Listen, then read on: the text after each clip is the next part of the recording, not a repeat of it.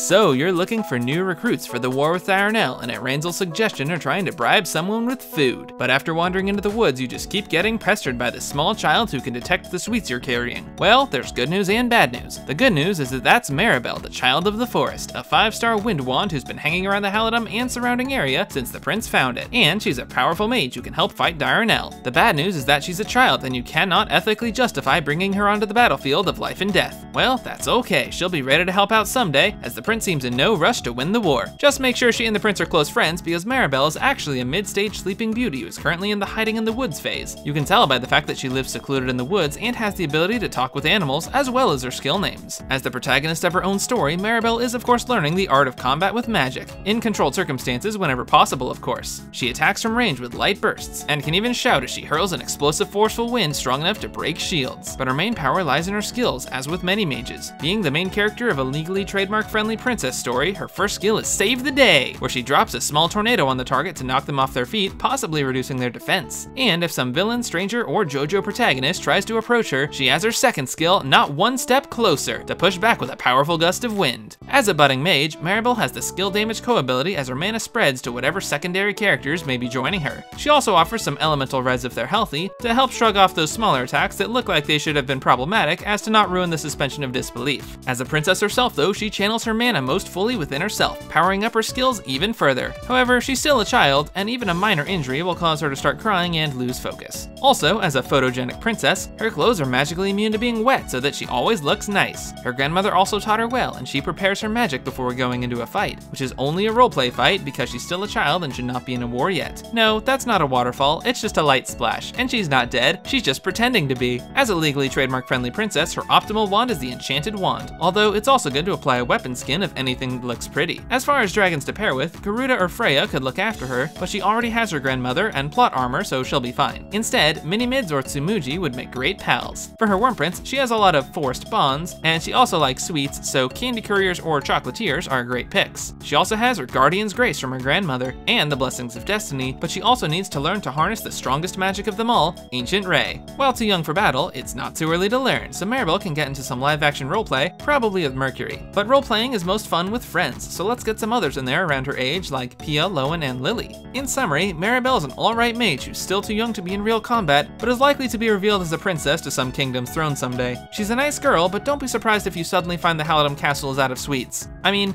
it could have been Ranzel, but there has to be some reason all these children keep hanging around.